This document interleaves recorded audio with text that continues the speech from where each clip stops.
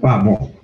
Bom, então vamos começar agora mais um evento de Diálogos em Construção, que dessa vez tem como tema os paraísos fiscais. Um sujeito oculto da economia submersa vem à tona clamando por informação. Esse é o título do evento. Estão convidados hoje aqui, nesse evento, duas pessoas que têm toda experiência e toda militância também no trato desse tema. A própria Maria Lúcia Fattorelli, que de longa data é uma espécie de sacerdotisa da questão da auditoria da dívida pública. E esse tema é um tema que tem notória conexão, porque esse sujeito oculto é oculto por evasão de recursos fiscais e cambiais que fazem falta ao sistema financeiro nacional. E, evidentemente, além de outras implicações éticas da maior significação, tira o cobertor da política social, agrava problemas de corrupção internacional e assim por diante.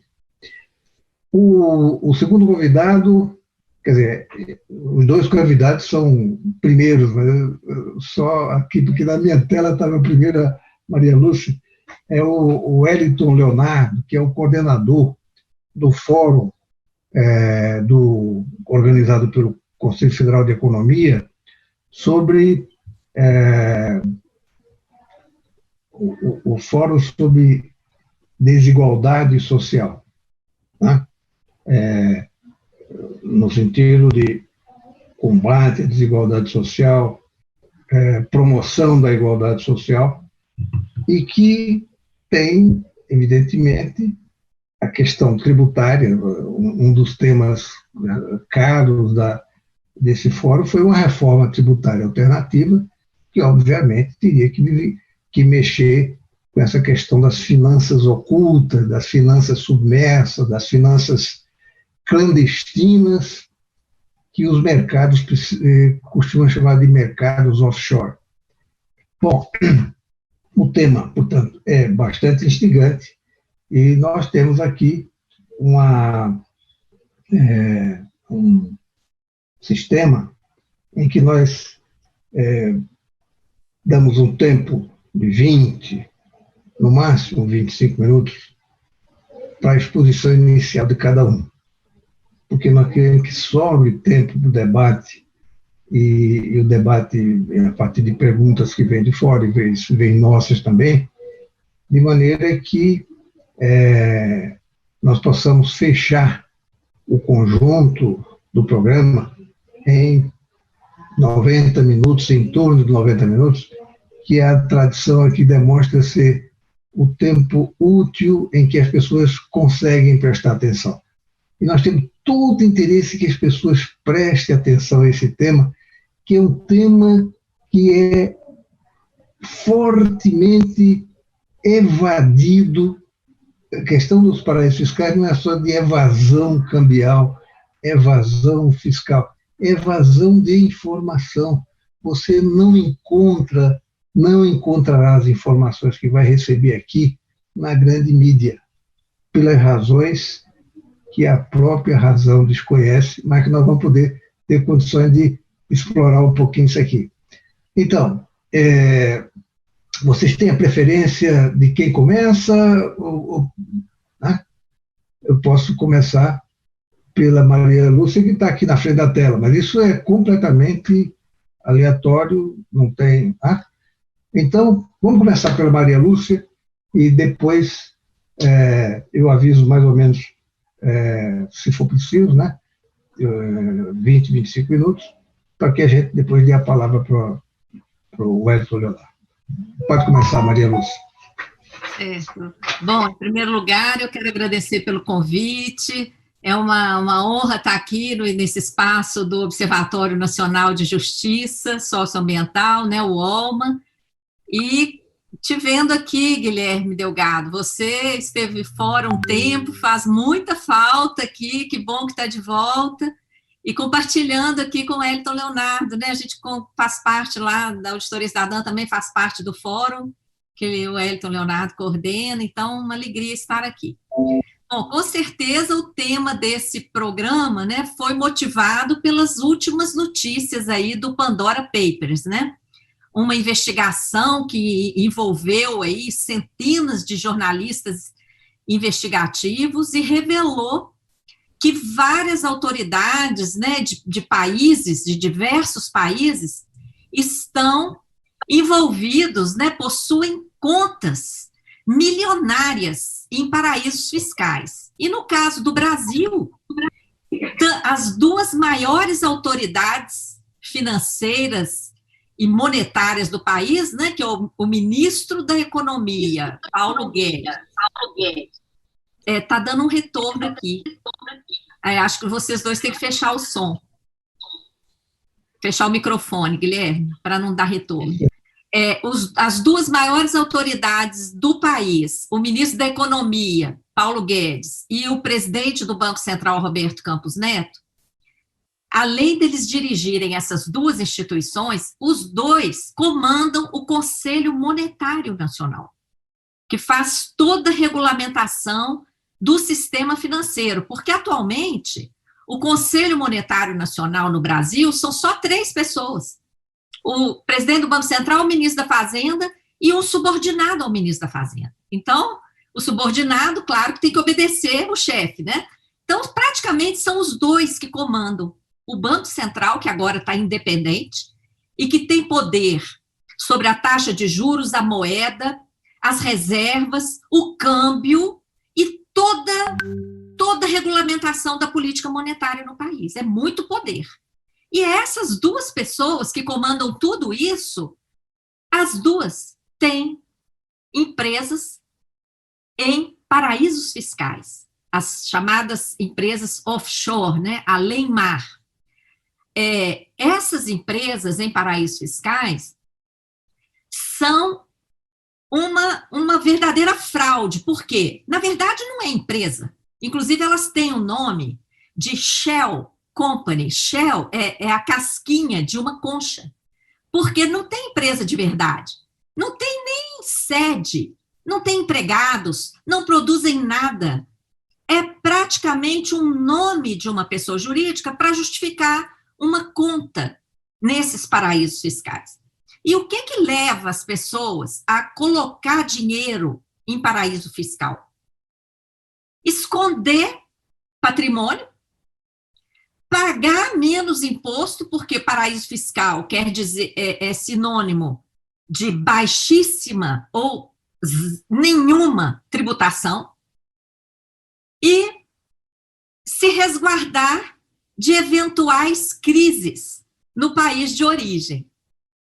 Todas essas três situações são completamente absurdas para autoridades do nível de ministro da Fazenda, Economia, aliás, presidente do Banco Central e comandantes da política monetária do país. Quer dizer, como é que pode essas autoridades fugirem de tributação? Fugir de tributação, gente, é sinônimo de sonegar. É esconder o dinheiro lá fora para sonegar tributo, deixar de pagar tributo, sendo que é o ministro da Economia a maior autoridade do sistema tributário brasileiro. É ele que cobra em nível federal. Segundo, esconder patrimônio é imoral, fere o artigo 37 da Constituição, onde estão os princípios da administração pública, dentre eles a moralidade, a transparência. Então, ter dinheiro lá fora, se tratando de autoridade, é incompatível, fere inclusive o Código de Ética da Alta Administração Pública, etc. E a terceira hipótese, fugir de eventual crise econômica no país, é mais absurdo ainda, porque essas pessoas estão dirigindo a economia do país. Então, quer dizer que a própria gestão delas está levando o país a algum tipo de crise. Então, nós estamos diante de um absurdo, por isso é que hoje está sendo lançada uma nota pública da Comissão Brasileira Justiça e Paz da CNBB, em que dezenas e dezenas de entidades da sociedade civil estão exigindo o imediato afastamento dessas pessoas dos cargos que elas ocupam. É incompatível, completamente. E investigação. E essa investigação tem que começar pela abertura do sigilo. A sociedade tem direito de saber como é que esse dinheiro chegou lá fora. Quais as operações realizadas aqui que levaram esse dinheiro lá para fora? Por quê? Como o Guilherme Delgado falou na abertura, todas essas negociações de milhões, chega às vezes a bilhões de dólares no exterior, elas têm ligação com o sistema da dívida. Não é? A dívida interna brasileira, que tem o nome de dívida interna, mas que pode ser comprada por estrangeiros, quando o estrangeiro compra títulos da dívida interna brasileira e usufrui os juros mais elevados do planeta, porque nenhum outro país paga os juros que o Brasil paga historicamente, o estrangeiro tem isenção de impostos aqui nos títulos da dívida. Então, muitos podem estar mandando dinheiro para fora e, a partir de um endereço estrangeiro, aplicando aqui em títulos da dívida interna com isenção tributária, ainda por cima. Quer dizer, esconde o lucro lá fora e ainda ganha juros aqui sem pagar imposto de novo, né? Então, é uma situação que realmente exige uma mobilização social, não é? E é um fato que traz imensos danos financeiros e econômicos para o país, né? Além de exigir investigação, porque há um conflito de interesses aí brutal dessas autoridades possuírem contas no exterior, nós temos também que olhar a situação econômica do Brasil, né? Essa questão dos paraísos fiscais, ela já vem sendo considerada uma fraude, né? Há muitos anos. Vocês devem ter ouvido falar já várias vezes de um jurista muito importante brasileiro, Modesto da Silveira. O doutor Modesto da Silveira foi um grande advogado que atuou muito na época da ditadura militar, defendendo presos políticos, e ele defensor dos direitos humanos, ele foi integrante da Comissão de Ética da Presidência da República, e ele, uma vez, uma parte das suas pesquisas sobre paraísos fiscais, que eu incluí até em um dos livros que nós publicamos, está disponível em PDF, gratuito, na página da Auditoria Cidadã, esse livro, Auditoria Cidadã da Dívida Pública, Experiências e Métodos. No trecho que ele nos mandou, é um trecho curto, eu vou ler para vocês, porque ele explica o que são os paraísos fiscais e ele faz a relação com a dívida.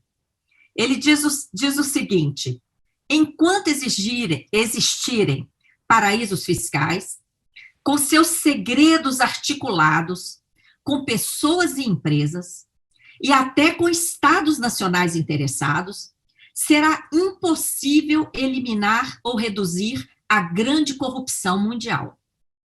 É evidente que, se há sigilo, e principalmente segredo relativo a alguma coisa contra terceiros, e que estes não possam conhecer, é provável que se trate de crimes contra esses terceiros, e até contra a humanidade, possibilitando o enriquecimento de alguns através de negócios obscuros.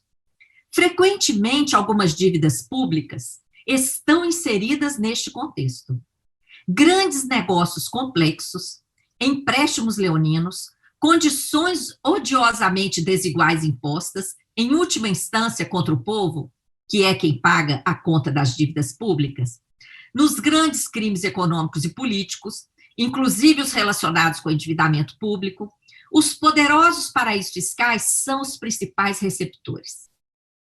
Sua clientela mais fiel conta com traficantes de drogas e de armas, promotores de jogos ilegais e de prostituição, trapaceiros de dívidas públicas e outros grandes criminosos internacionais.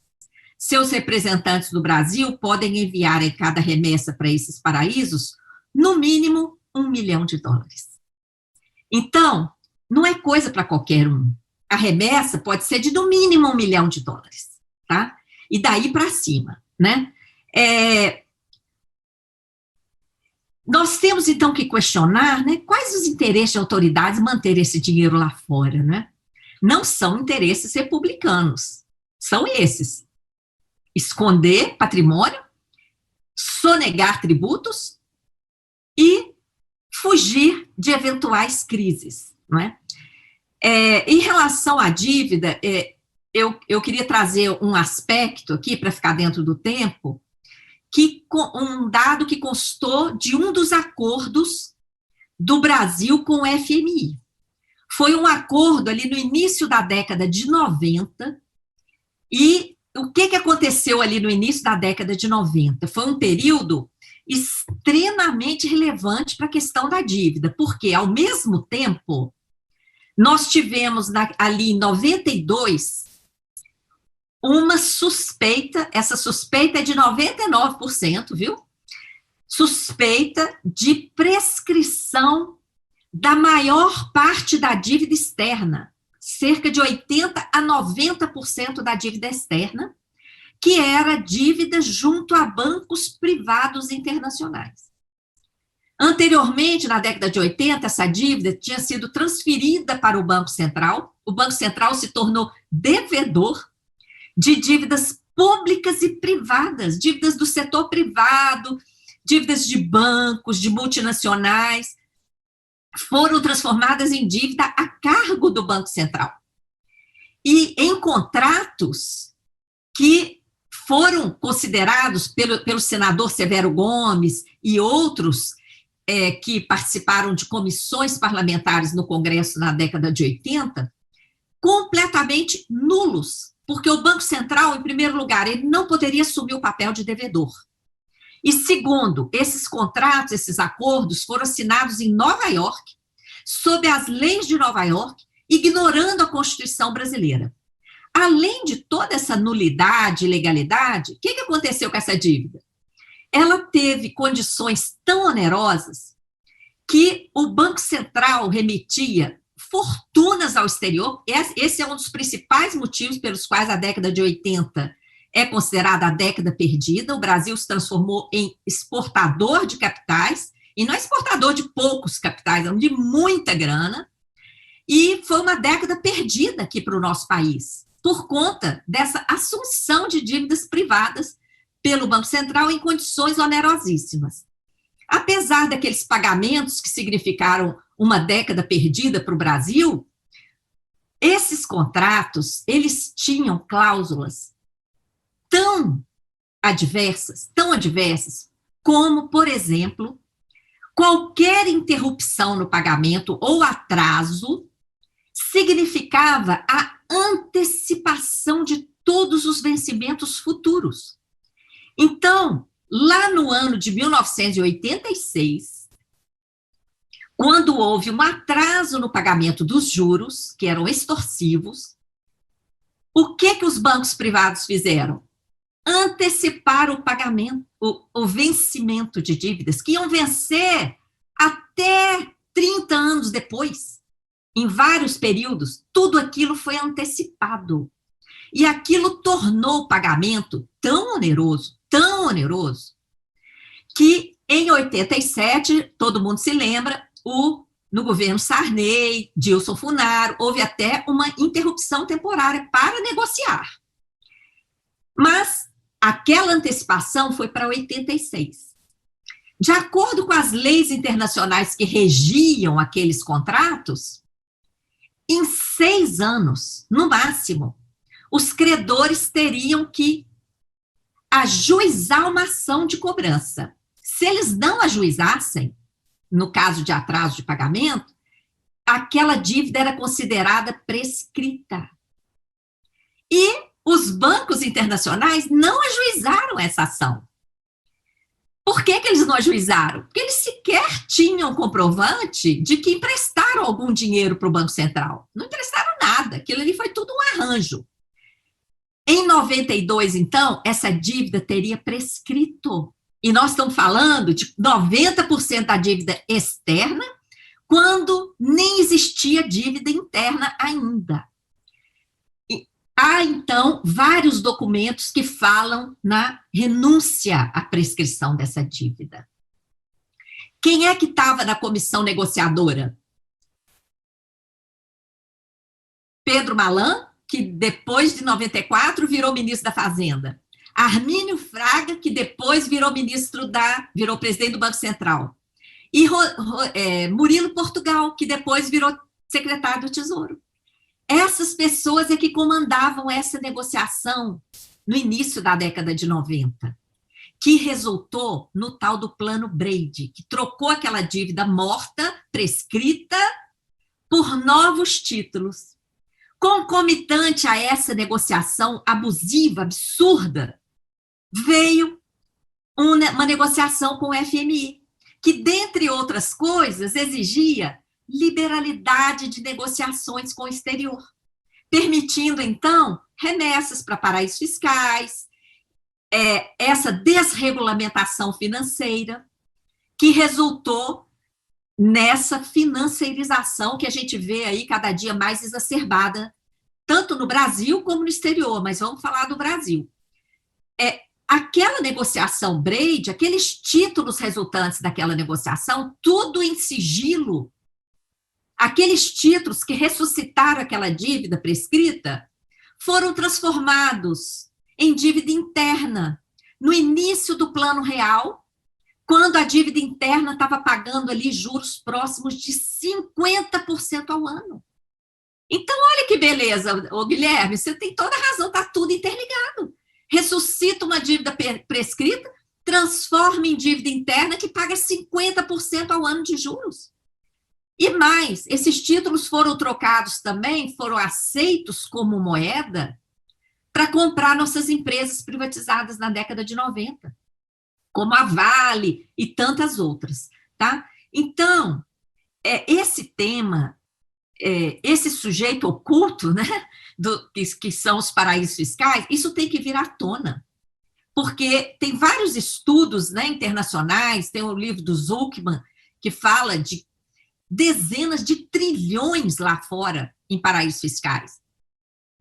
Quanto que isso significa em perda de arrecadação para o Brasil e para os demais países? Quanto que isso significa em perdas para que o Estado possa suprir a necessidade de serviços públicos, de desenvolvimento socioeconômico, né? De resgate aí dessa dívida social histórica que tem aqui no Brasil, que está só piorando. Então, é muito grave, eu acho que eu já completei meu tempo, e fico por aqui à disposição das perguntas que surgirem. Muito grata.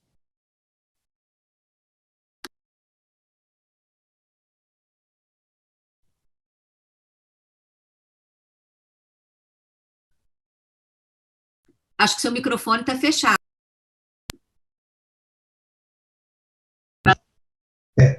Você foi muito precisa no tempo e muito rigorosa na exposição do tema, que é um tema que tem múltiplas faces, ou seja, a relação com a dívida, a relação com a tributação, porque, veja bem, vão para os paraísos fiscais o ápice da pirâmide de renda, né? O ápice da pirâmide de renda deixa de pagar imposto de renda. E, portanto, a estrutura fiscal de um país que não se contempla com esse recurso, ele tem que requerer do trabalhador, do consumidor, etc., uma tributação cada vez mais alta para atender a necessidade. A própria estrutura tributária ela vai se tornando muito regressiva, né? E o próprio gasto público vai tendo que ser minguado por conta da falta desse recurso, com todas as consequências que a gente conhece, né?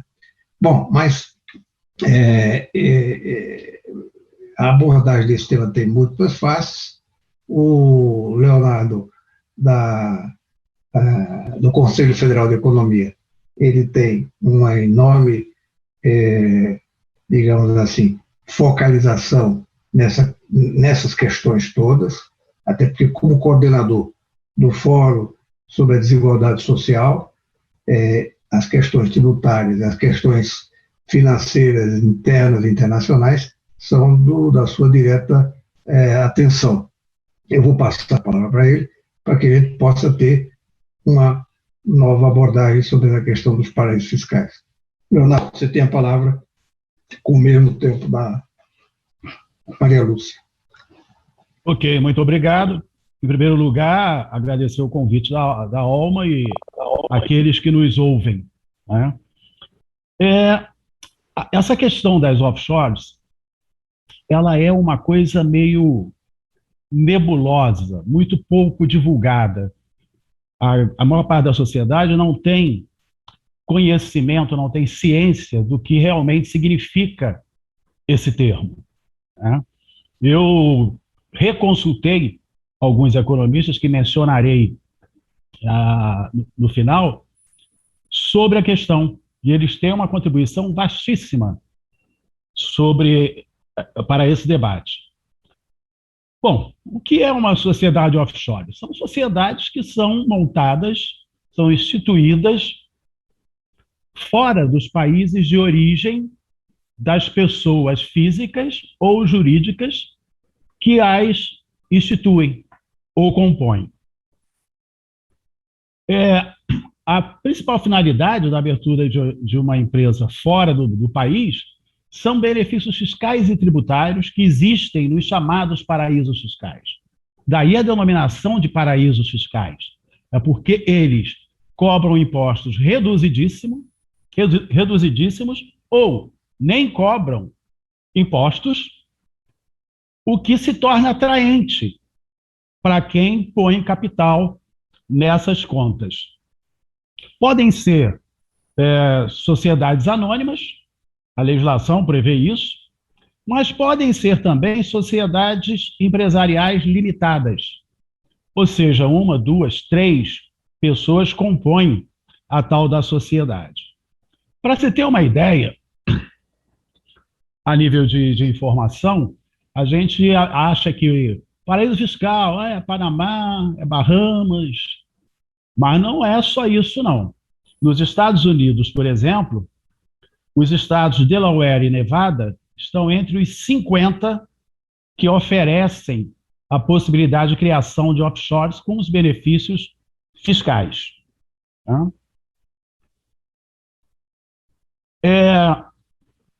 O país escolhido, normalmente, qual é o interesse dele? O interesse dele é porque entram recursos que ele, por mecanismos legais naquele país, ele acaba utilizando para o seu desenvolvimento, para investimentos, com um nível de remuneração adequado. Para se ter uma ideia, os mais conhecidos são a Suíça, Caimã e Bahamas, mas a lista dos países com incentivos fiscais é imensa e é constantemente atualizada.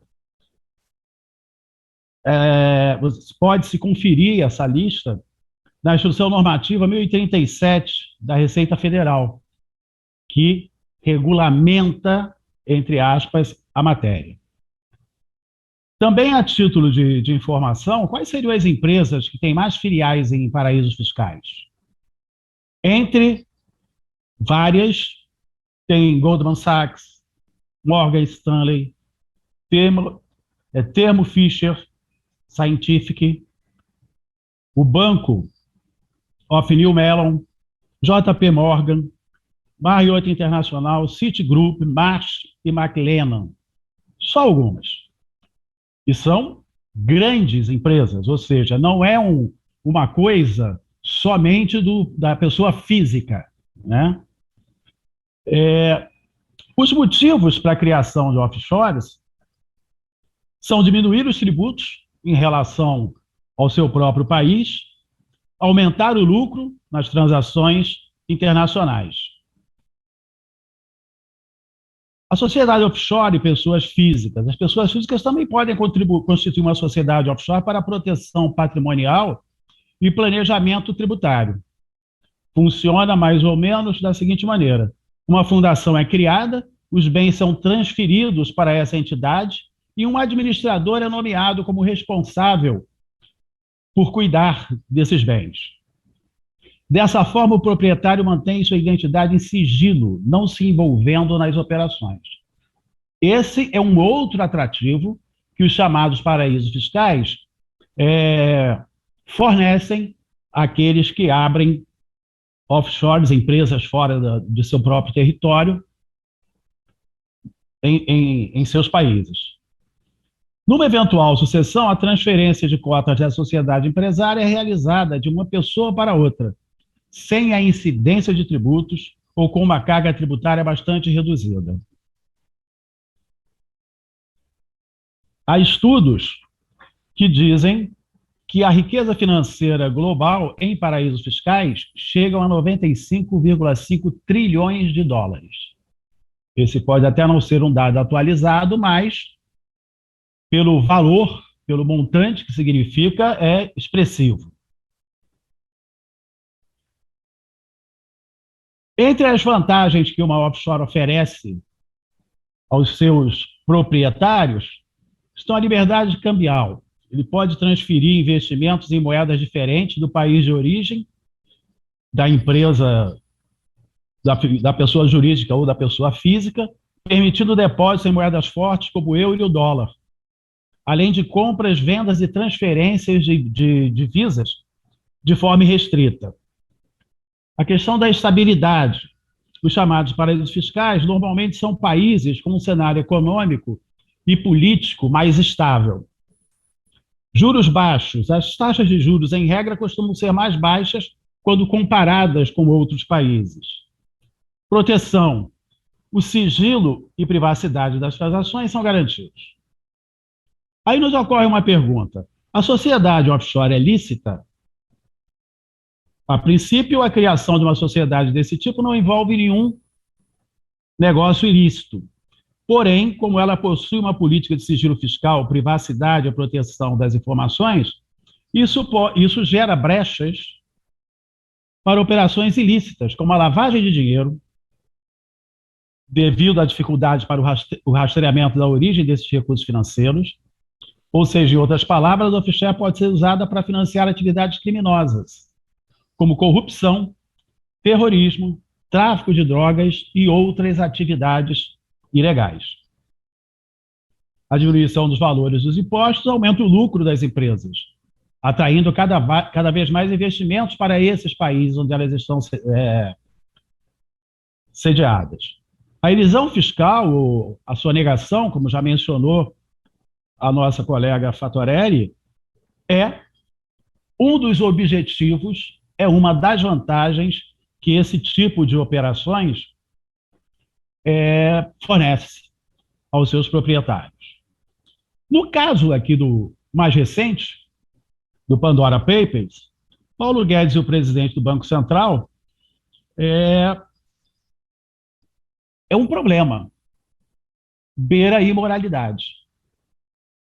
Paulo Guedes, por exemplo, na sua offshore, teve um lucro de dezenas de milhares de dólares, dada a valorização do dólar no Brasil.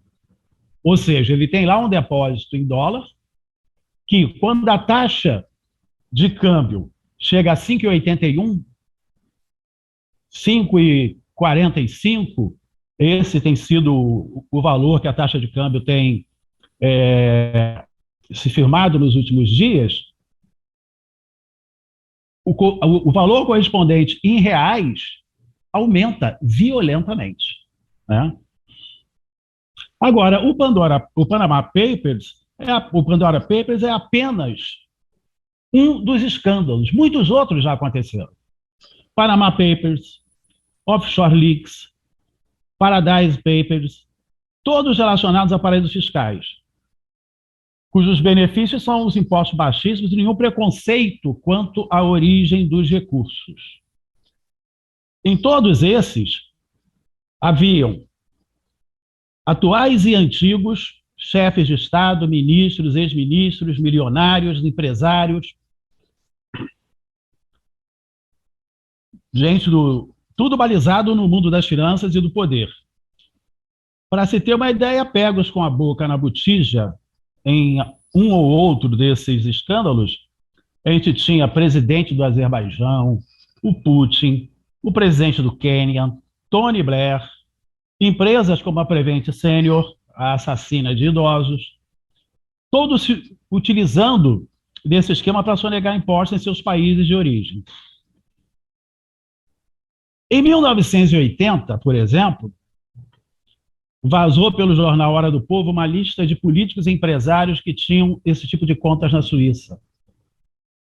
Entre os envolvidos, Geisel, Delfim Neto, Médici, Mário Andreasa, Roberto Campos, Golbery, Mário Henrique Simonsen, Sigeac Weck, Jarbas Passarinho, apenas para citar alguns nomes conhecidos daqueles que são tão jovens como eu há mais tempo. E no que deu o escândalo? Não deu em nada. Volto a sublinhar que também utilizam esse esquema de lavagem traficantes de armas, drogas, contrabando em geral e corruptos. E alguns meios de comunicação. Isso explica porque no Brasil, por exemplo, está se dando muito pouca divulgação a esse último escândalo. Várias das organizações jornalísticas e de comunicação também têm recursos em offshores. Então não interessa a eles que essa discussão seja feita junto à sociedade de maneira mais clara. O grande problema é que a regulamentação para esse tipo de operações é frágil. Os derivativos, por exemplo, fazem parte do suporte a esses esquemas. No G7, em 2021, chegou-se a tentar um acordo preliminar dos chefes de Estado e de governo das 7 maiores economias capitalistas do mundo, Estados Unidos, Alemanha, Japão, França, Reino Unido, Itália e Canadá, para estabelecer certo controle sobre essas empresas multinacionais operantes em paraísos fiscais. Tal acordo, diga-se de passagem, foi muito mal divulgado no Brasil. E consistia basicamente na proposta de uma taxa de imposto de renda mínima global, inicialmente sugerida em 21% pelo presidente Biden e depois reduzida a 15%. Essa taxação é um problema para os paraísos fiscais, porque ela se choca com uma das vantagens que eles oferecem, que é a baixa tributação. Essas empresas passariam a ser obrigadas a produzir uma declaração de renda multinacional consolidada para o espaço de operação da empresa. Muito bem. No caso recente, Paulo Guedes e o presidente do Banco Central têm um problema ético. Como bem mencionado pela Fatorelli, eles comandam o Conselho Monetário Nacional, têm influência em taxa de câmbio, têm influência nos juros, ou seja, eles têm informações privilegiadas sobre o que vai acontecer na economia. E, evidentemente, as usam em seu proveito próprio para alavancar os recursos que mantêm lá fora, nesse tipo de empresa. Uma outra questão é que, na minha opinião, os inimigos da sociedade, da redução da desigualdade social, são os apóstolos do mercado, que é uma discussão que a gente não vê muito sendo feita nem divulgada, né? Há um Deus chamado mercado, que exige taxas de juros assim ou assado. Há um Deus chamado mercado, que lucra num ano de pandemia, num ano em que nós estamos com 13, e tantos milhões de desempregados e subempregados, e pessoas com salário reduzido, pessoas que perderam seus empregos, 53% de lucro em relação ao mesmo período referente ao ano passado. E seus apóstolos são os banqueiros, os grandes empresários, esses que fazem esse tipo de operação nebulosa. Há muitos artigos, há muitos estudos que abordam essa questão. Essas informações que eu estou fornecendo aqui são inspiradas, são fruto da leitura desses especialistas. Dentre eles, há 3 atualmente que eu aconselho que as pessoas leiam para ter informações muito mais volumosas que o nosso tempo aqui não permite transmitir. O Paulo Clias, Thomas Piketty e Paulo Nogueira Batista recentemente abordaram esses assuntos de maneira muito mais vasta do que é possível pelo tempo que nós temos aqui.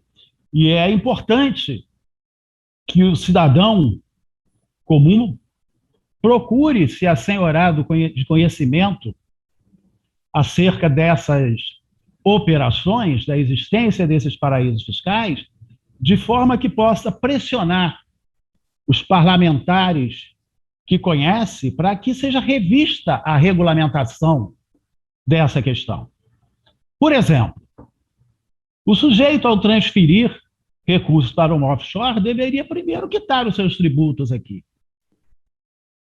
Os 2 envolvidos nesse último devem 17 milhões de tributos não quitados em aberto. Né? Então, são questões que devem ser levadas em consideração e precisam de uma regulamentação mais transparente, mais rígida, em benefício dos cidadãos brasileiros, assim como também em benefício dos cidadãos desses vários países cujos envolvidos em escândalos atuais e no passado eu mencionei, em benefício dessas populações também. Né? O Panamá, por exemplo, que eu visitei há poucos anos atrás, tem um setor dedicado a esse tipo de operações que é uma coisa extraordinária. Prédios enormes, moderníssimos, e eu perguntei para um economista que estava me recebendo, porque era um encontro internacional da Associação de Economistas Latino-Americanos e Caribenhos, onde vários de nós íamos fazer palestras. Eu disse, olha, esses prédios aí são escritórios de negócio, jurídicos, de empresas? Não, não. É o que a gente chama aqui, ele me explicou, de bancos de andar. Salas que cuidam da abertura e manutenção dessas empresas que são constituídas fora do território pátrio de gente como aqueles que já mencionei. Bom, eu fico por aqui para respeitar o tempo e aguardo as perguntas. Muito obrigado.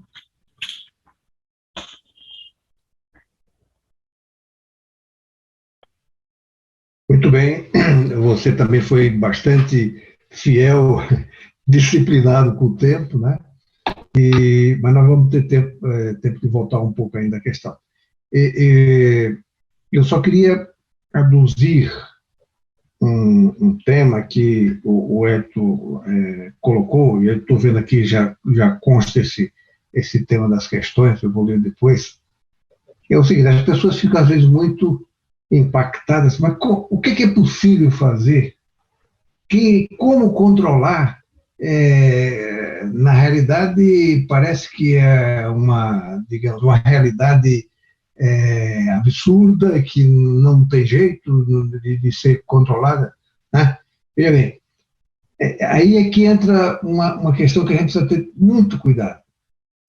Assim, o direito à informação do cidadão sobre essas questões é um direito que é fundamental para que os cidadãos possam formar juízos e também conhecer os meandros da questão.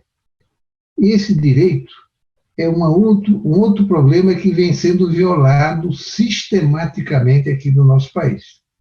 Eu diria que no mundo inteiro, mas aqui muito mais. Eu vou só colocar minha experiência pessoal.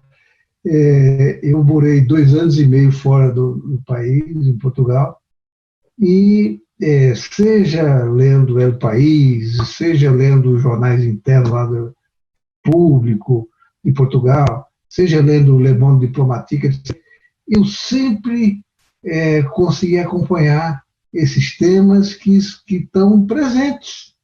Não digo que está presente diariamente, mas você procurando se acha, né?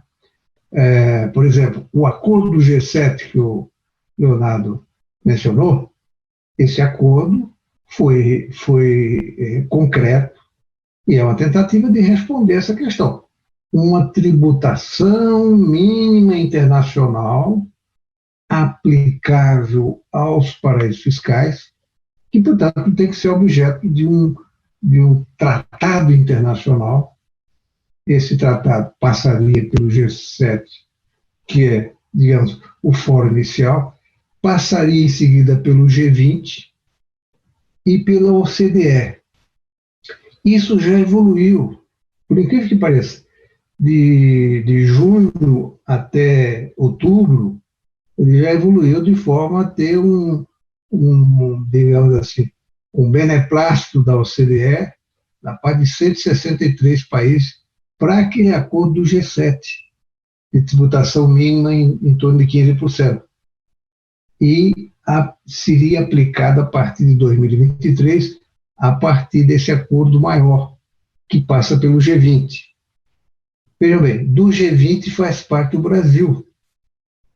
Tudo que se trata do G20 lá é objeto dessa dupla, ministro da Economia, presidente do Banco Central, que são reguladores. Que autonomia tem essas pessoas para discutir tributação internacional de paraísos fiscais? Essa é a questão que se nos coloca. E toda essa informação das negociações entre o G7, o G20 e a OCDE, ela passa absolutamente em brancas nuvens. Eu estou há quase 3 meses de volta ao Brasil, procuro diariamente nos cadernos econômicos me atualizar sobre esse assunto, não consigo ler nada. Só a partir dos Pandora Papers que o assunto entra, assim como um assunto político-policial extraordinário, mas depois sai da agenda. Sai da agenda e não volta mais. Decide-se a convocação de um ministro para comparecer à Câmara, por maioria absoluta de membros, o ministro não comparece, não marca data, e o assunto não merece nenhuma menção na mídia, e parece que não existiu, né? Então, nós estamos tendo uma violação da liberdade de informação na medida em que assuntos de interesse público como esse sequer é mencionado. E, digamos, esse é um aspecto também da maior relevância que a gente precisa cobrar, né? Porque não é toda a mídia, tem uma mídia que faz a cobertura correta.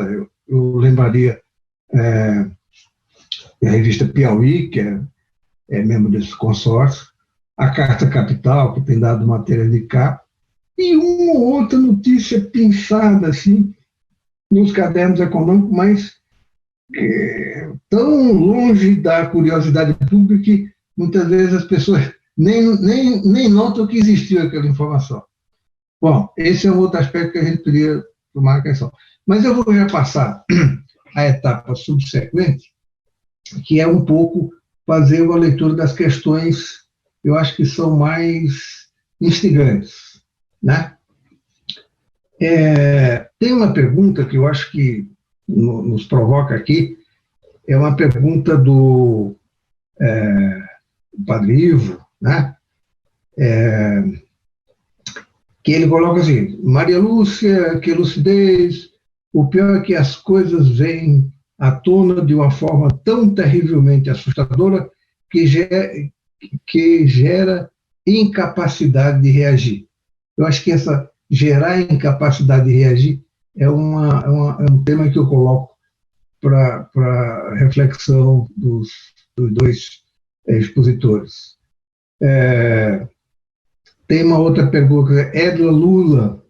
A OCDE decidiu taxar os investimentos em paraísos fiscais. Já é um caminho. Mas qual é a dificuldade de simplesmente acabar com eles? Exatamente, porque na realidade nós temos é como se fosse um câncer e nós estivéssemos tratando de forma ou ignorando ou simplesmente dando AS, comprimidos sem grande eficácia. Marcy Kellman, o mercado como europeu, logo da sua Constituição, proibiu os paraísos fiscais, mas só mudaram de nome. Por exemplo, França mudou de nome a territórios de ultramar. Como se valora essa atitude do MCE? Veja bem, a Irlanda, só lembrando, a Irlanda é país membro do mercado comum europeu. E a Irlanda tem paraíso fiscal. O Reino Unido, até 2 anos atrás, era membro do país. As Ilhas Virgens Britânicas sempre foram paraíso fiscal e continuam a ser. Então, o MCE também tem os seus rabos presos aí nessa história. Mas eu deixo para os companheiros. O investimento em paraísos fiscais torna os investidores totalmente imunes à taxação. Existiriam formas possíveis de se taxar, caso houvesse vontade política? Sim, a proposta do Biden, que Leonardo mencionou, acho que ele vai voltar a ela é muito concreta, ou seja, você obriga as empresas multinacionais a fazerem, as empresas nacionais de pessoas jurídicas de direito externo, qualquer pessoa de direito externo, a fazer uma declaração de renda consolidada, país a país onde opera, declarando de onde se originam os rendimentos ali aportados. Investimento em paraísos fiscais. Os investidores, Cristina Brito, o grupo Neoenergia cresceu no primeiro ano de 2020 da pandemia 137%. Bom, eu não sei se ela está associando isso a paraíso fiscal. Cristina, no primeiro trimestre de 2021, cresceu 57%. Essa afirmação eu devolvo a quem pergunta. Ela está atribuindo a ação dos paraísos fiscais, né? Lujan Miranda, que satisfação de rever o Wellington. Parabéns para vocês e para Maria Lúcia. Força na luta. Tem mais algumas outras observações, várias pessoas se identificando aqui. Maria Lúcia, Marcília Rocha, Alessandra de Castro, Daniel Saido, Edla Lula, Demóstenes Silva, Cris Brites, Padre Ivo, Cássio Oliveira, Luzimar Vanderlei Moreno, e assim por diante. Enfim, são essas perguntas que estão aqui no chat, e eu passo a palavra, nós podemos fazer agora uma inversão, primeiro o Leonardo, depois a Maria Lúcia. Bom, vamos lá. O sentimento da incapacidade de agir, né, que é uma percepção que muita gente tem. Tem um problema, mas nós não temos capacidade de agir e tal. Eu vinculo isso muito à qualidade dos representantes que nós temos, dos parlamentos. Municipal, estadual, Câmara dos Deputados, Senado. Por quê? Porque nesses espaços, principalmente na Câmara Federal, você tem bancadas, subbancadas, né? Que, não, em boa parte das vezes, não são bancadas todas de um mesmo partido. Você tem bancada da bala, você tem a bancada do agronegócio, e você tem a bancada formada pelos parlamentares que representam os interesses daqueles que são beneficiados com esse tipo de empresas offshores, além de outras coisas, né? Então, temos notícia de vários parlamentares que já tiveram problemas sérios, né, de privilegiar esse ou aquele setor, começando por si próprios, né? Eles aumentam os seus salários do jeito que querem, quanto querem, e fica por isso mesmo, né? Coisas ilegais, mas imorais, tipo receber auxílio moradia, tendo um apartamento funcional em Brasília, ou casa própria, no caso dos deputados federais e de alguns senadores. Então, nós precisamos que, ao exercer o voto, tratar de escolher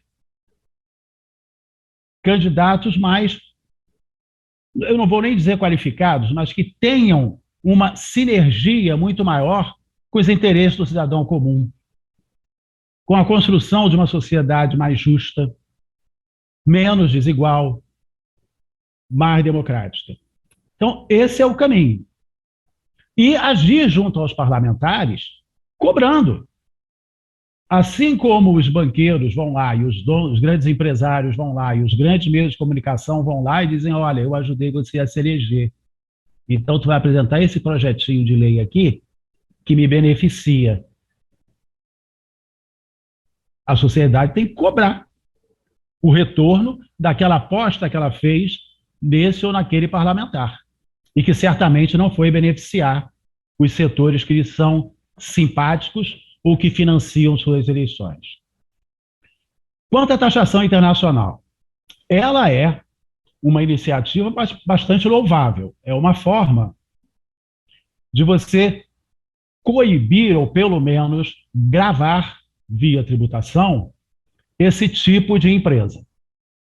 Agora, evidentemente que isso vai passar por um acordo internacional, por um tratado internacional de muito amplo espectro, até porque, como o Guilherme mencionou no encerramento da sua fala, mesmo na União Europeia, que tem a fama de que não tem paraísos fiscais, há países que são paraísos fiscais, sim. E os países que têm estrutura de paraíso fiscal, eles não fazem isso pelos belos olhos de ninguém.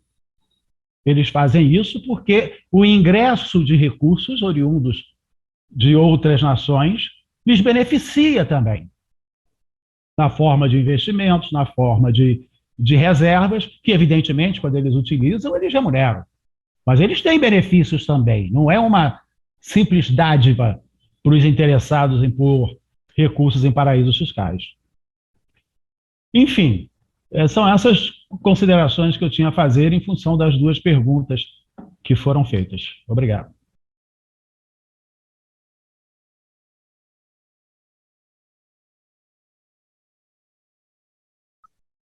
Maria Lúcia, agora você tem o tempo de fala sobre as perguntas.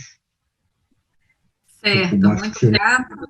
Bom, o Elton Leonardo já adiantou, né, não preciso repetir, eu concordo com ele que essa questão da escolha dos representantes é fundamental, mas a gente tem que colocar também, né, Wellington, o dedo numa ferida, porque tem muita hipocrisia, gente.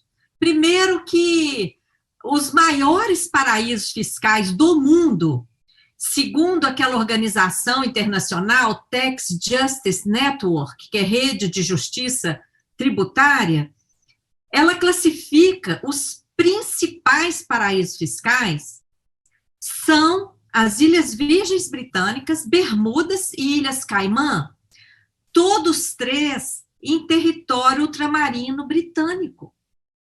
Então, Olha a hipocrisia, Guilherme.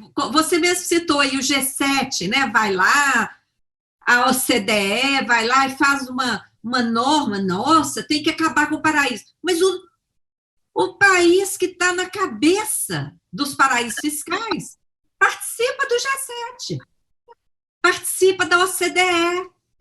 Então, é uma hipocrisia tremenda, né? A questão também do mercado comum europeu, mesma coisa. Você citou a Irlanda, o Reino Unido também saiu agora, né, do grupo do euro, mas sempre esteve ali, né? Então, a gente tem que olhar, realmente é o seguinte, quem defende os paraísos fiscais é quem mais usa os paraísos fiscais. Então, saiu uma notícia que a grande mídia realmente, como o Elton Leonardo citou, a grande mídia está escondendo isso, aliás, está passando pano, né, Leonardo? Outro dia, a Miriam Leitão fez publicamente uma defesa do Paulo Guedes, falou que estava tudo certo. Como é que ela pode falar que está tudo certo? Ela investigou? Ela sabe que o dinheiro que ele colocou lá foi tributado aqui? Ou é o dinheiro de algum negócio escuso? Como é que ela pode falar que está tudo certo? É um absurdo isso, né? Saiu uma notícia, quem está noticiando é a mídia alternativa. É o 247, né? É o Poder 360, somente os canais da Auditoria Cidadã, este aqui, né, do Olma. Saiu lá no Poder 360 uma notícia bem recente agora, do dia 3 de outubro, né, que presidentes de 6 bancos brasileiros têm offshore. Então, além do Paulo Guedes e do Roberto Campos Neto, que são banqueiros também, está lá o Bradesco, o presidente do Bradesco, Santander, BRB, Original, Agibank e Inter.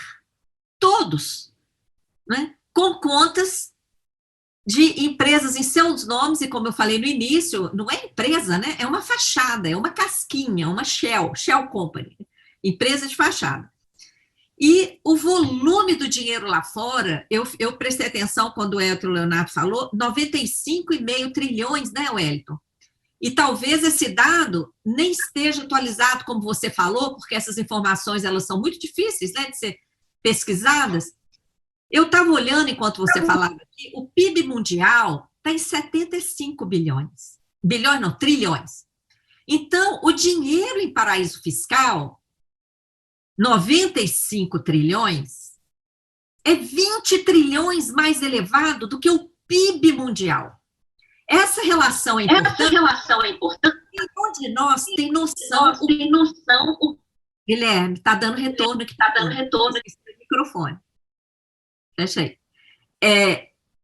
Então, nenhum de nós tem noção o que é 95 trilhões, né?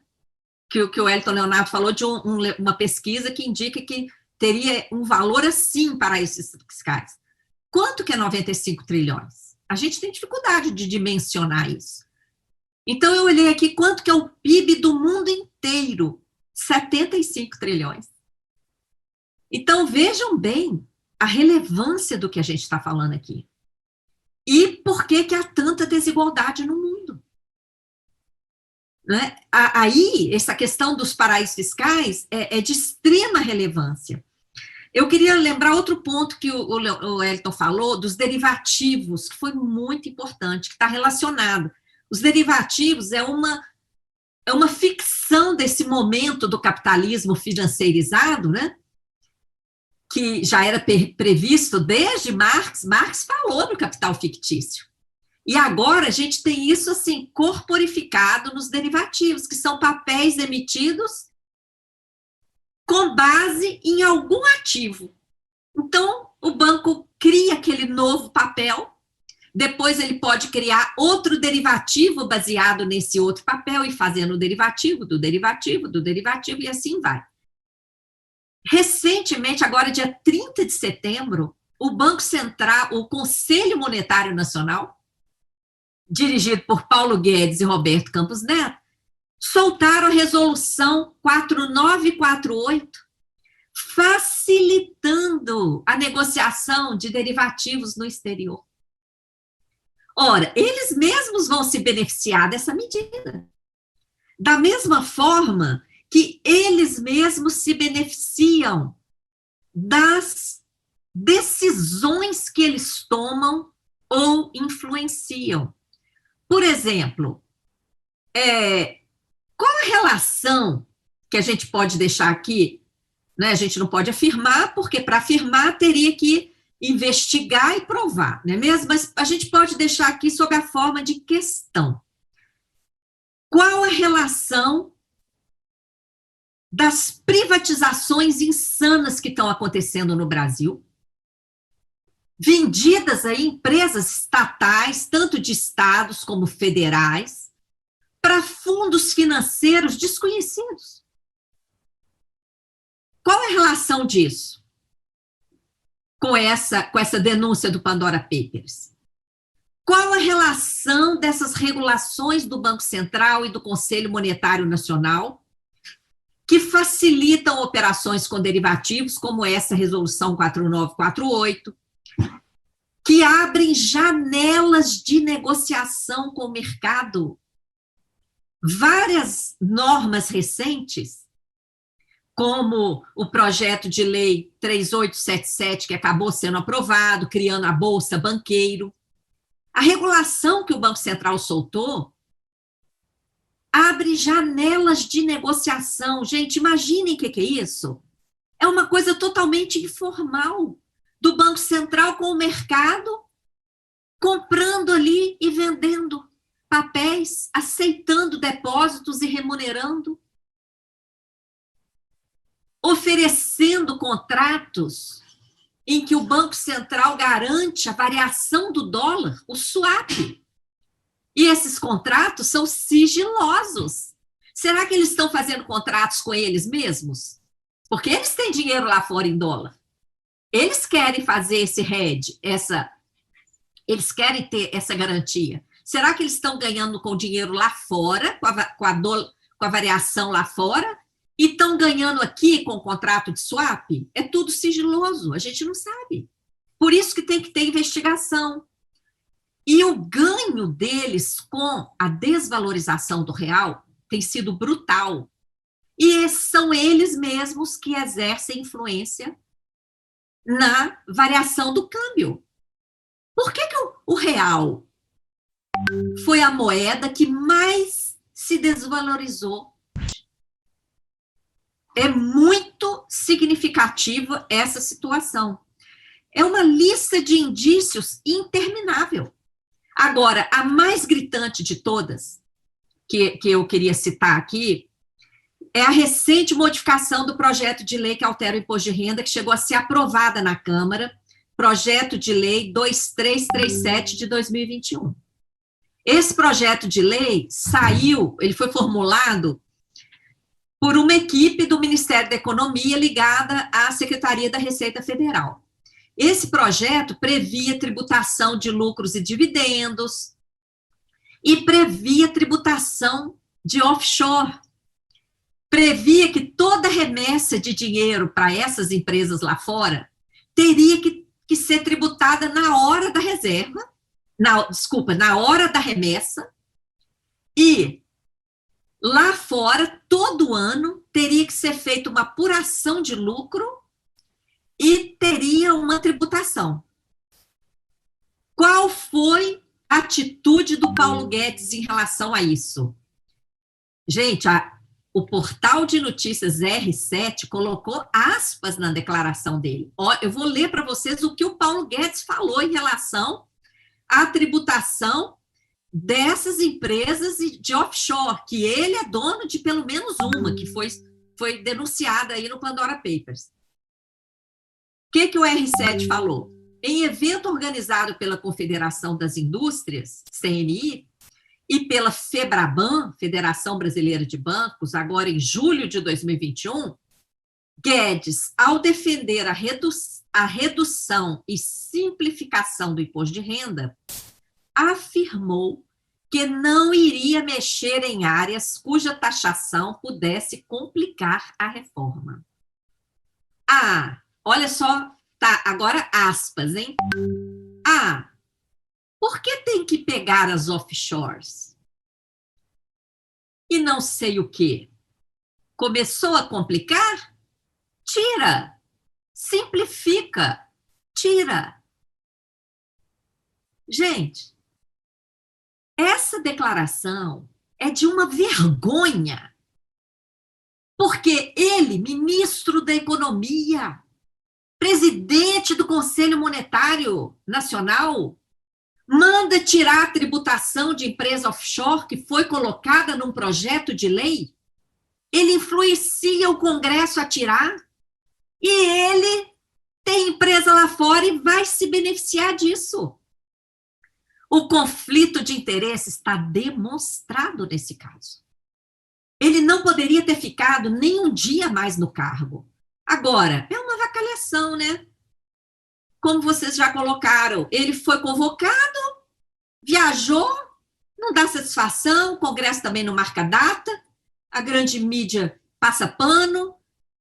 Então, depende da gente, depende da sociedade civil. Por isso, o Alma está de parabéns por pautar esse tema. A Auditoria Cidadã também pautou, fizemos live sobre isso. O Observatório de Finanças da CBJP também. A CBJP está soltando uma nota pública. Todos que estão assistindo essa live podem pedir para suas instituições, seus sindicatos, associações, assinarem essa nota para que a gente reforce isso, porque a questão caiu assim num nível de imoralidade gritante, com conflito de interesse que fere a nossa Constituição Federal e que nós temos que ter essas autoridades afastadas dos cargos imediatamente e uma investigação com participação da sociedade civil. Porque o dinheiro que eles sonegam, que eles deixam de pagar, cai nas costas da sociedade, que está aí submetida a teto de gastos, a restrições de serviços de saúde, de educação, de assistência, o povo morrendo aí sem direito a um auxílio emergencial, enquanto eles estão sonegando e legislando em causa própria. Isso tem que ser verificado, não é? Então, gratidão pelo espaço aqui ao Alma, ao querido Guilherme Delgado. Se tiver mais alguma pergunta, eu estou à disposição aí, junto com o Wellington Leonardo. Um prazer compartilhar com ele importantíssimas as informações trazidas. Bom, eu vou, como nós estamos nos aproximando do final, eu vou, não propriamente uma pergunta, eu vou fazer uma pequena provocação, no bom sentido, evidentemente. Veja, os países do G7, Estados Unidos, Reino Unido, França, Alemanha, Itália e Canadá, não sei se eu estou esquecendo algum, deve ter um sétimo aí que eu estou esquecendo. Japão. Bom, Japão, lá longe, o Japão faz parte também.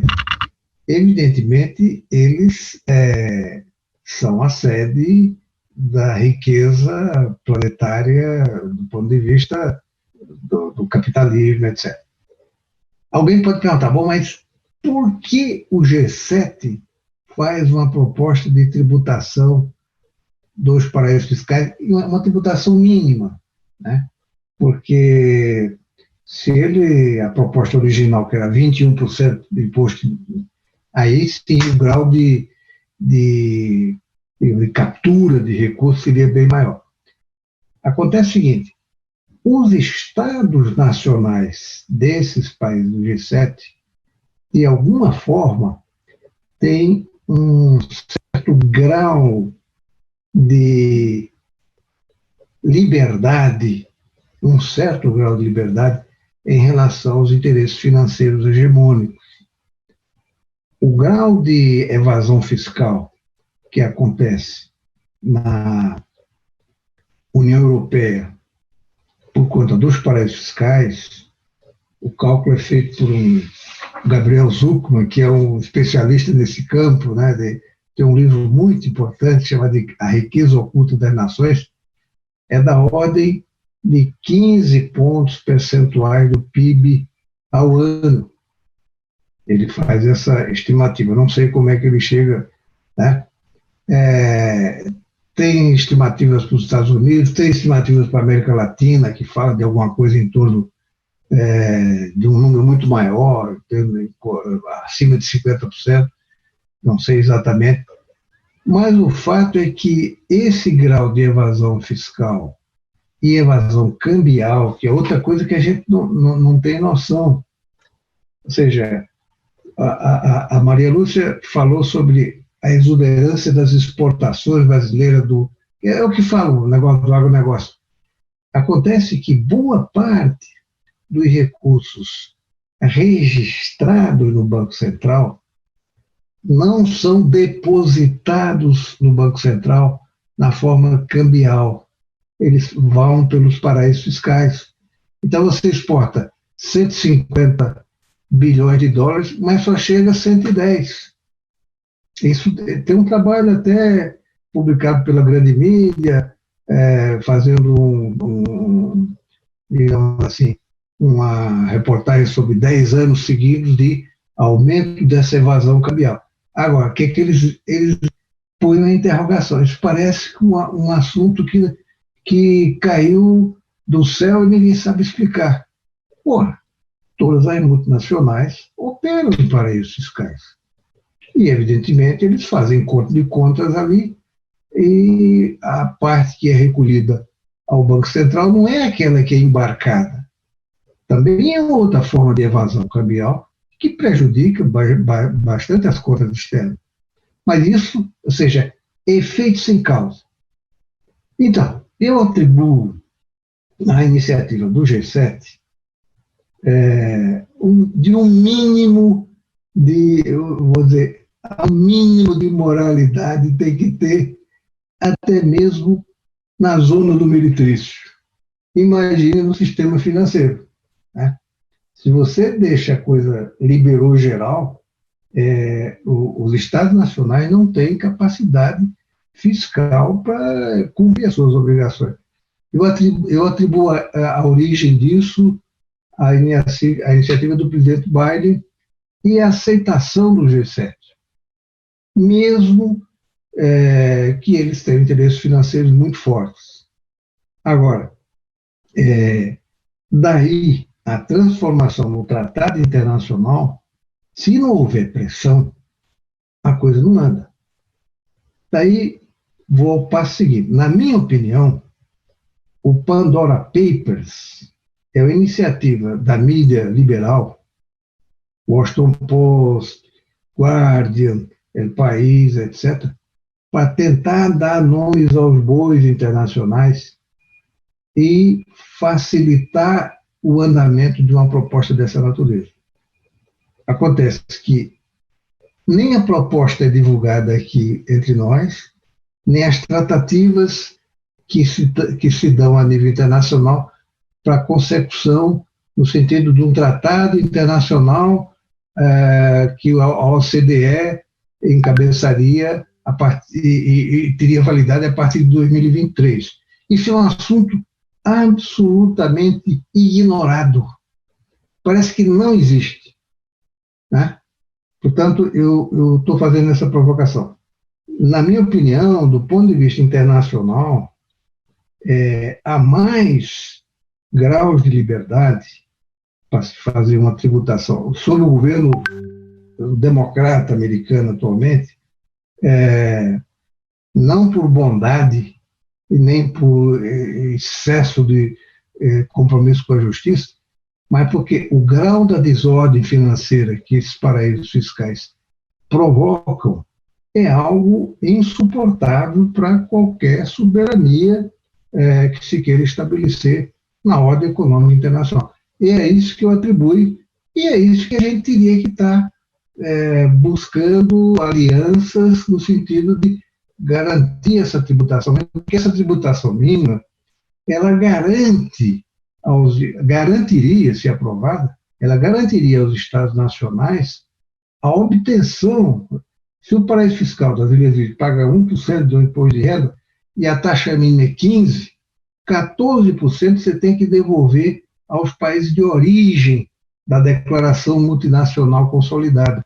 Então, isso para nós teria muito interesse do ponto de vista cambial, fiscal, etc. Mas isso é absolutamente ignorado.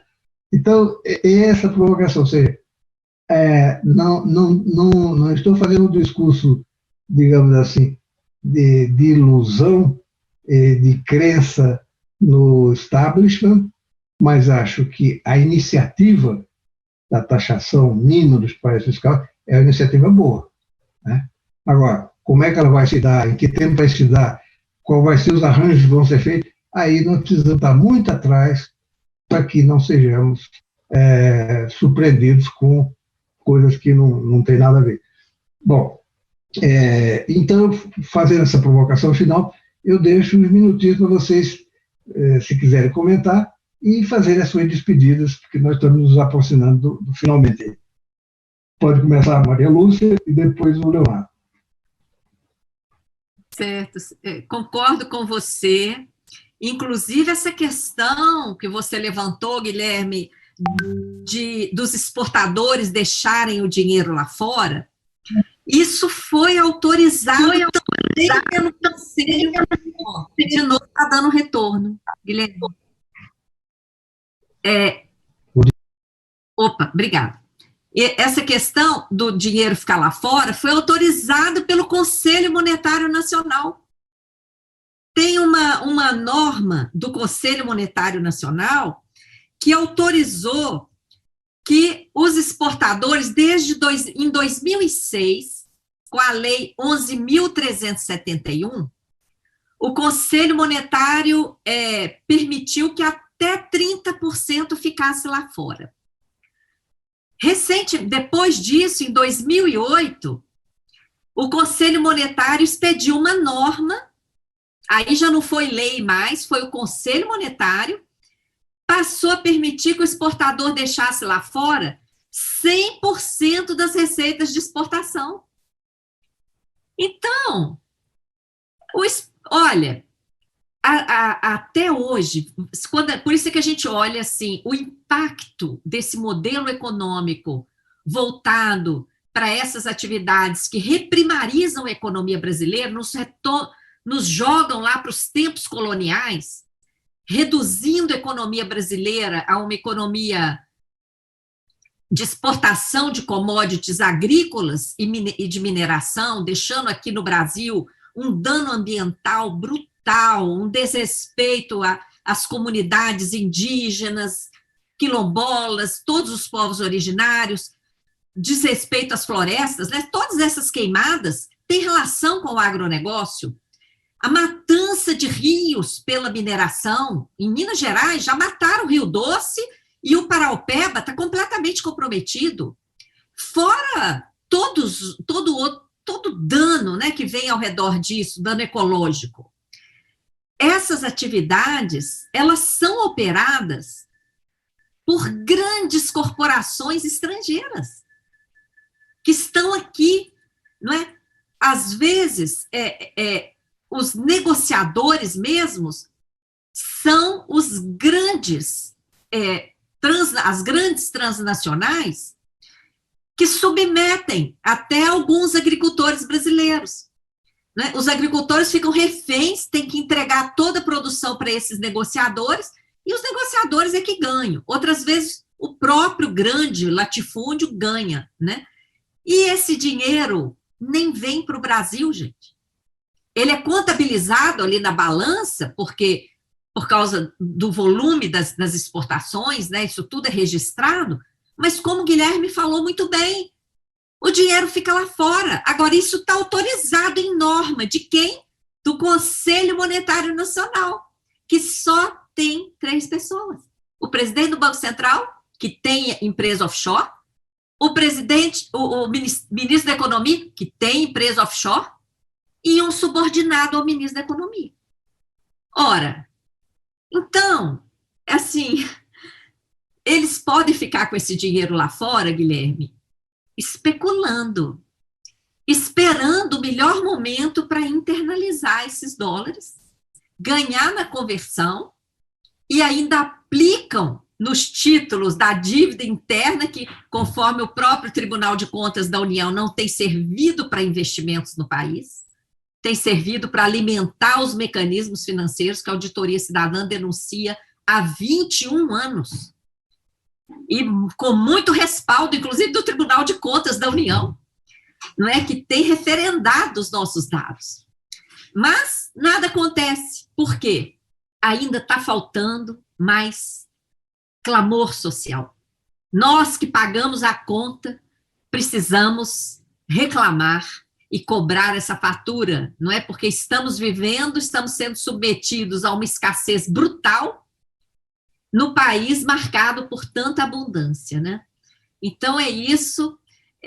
Agradeço imensamente a oportunidade de participar, convido todas as pessoas também para acessar as redes sociais da Auditoria Cidadã, onde a gente também está fazendo esse debate, essa denúncia, entre tantas outras, né? Então, gratidão imensa, uma alegria, Guilherme, estar aqui com você, com o Léo e todos os que estão acompanhando esse debate. Um forte abraço a todos e todas. Gratidão.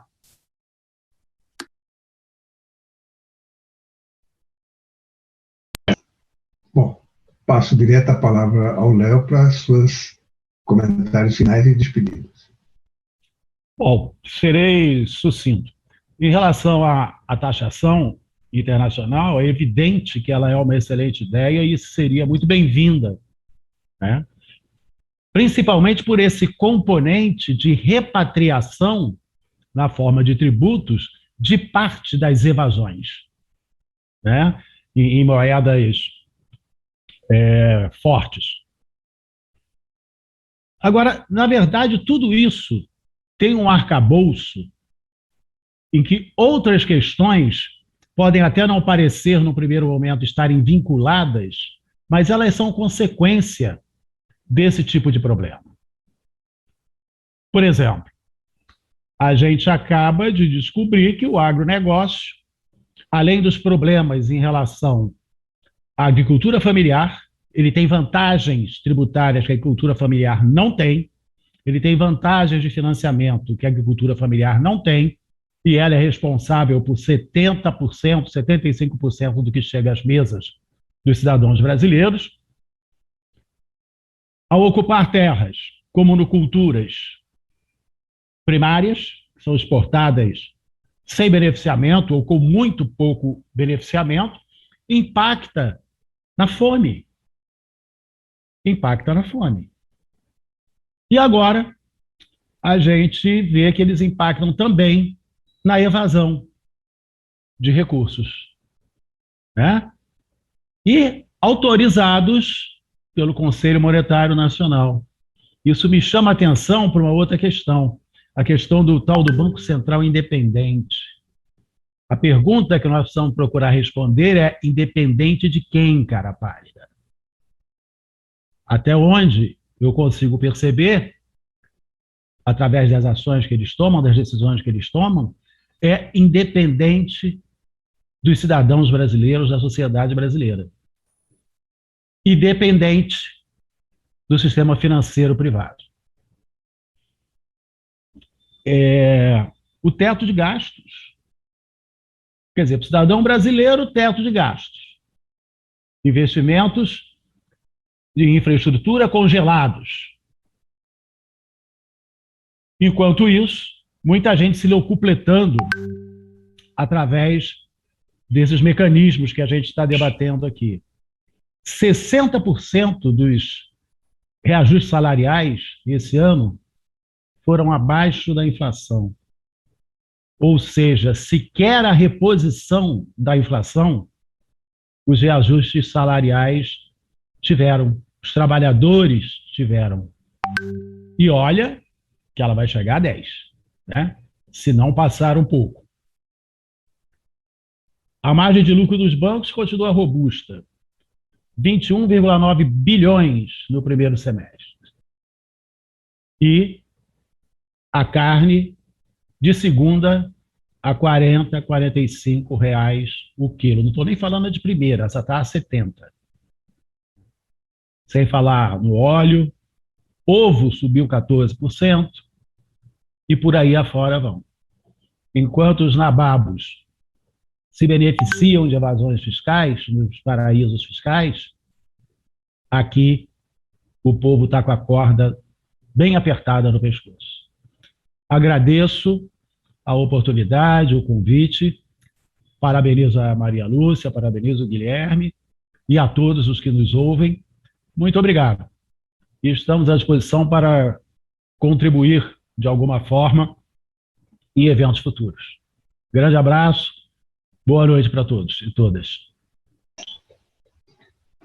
Um grande abraço a todos. Aqui faz as minhas despedidas também, porque nós já atingimos o nosso teto e vamos anunciar já para a última quinta-feira de novembro, né?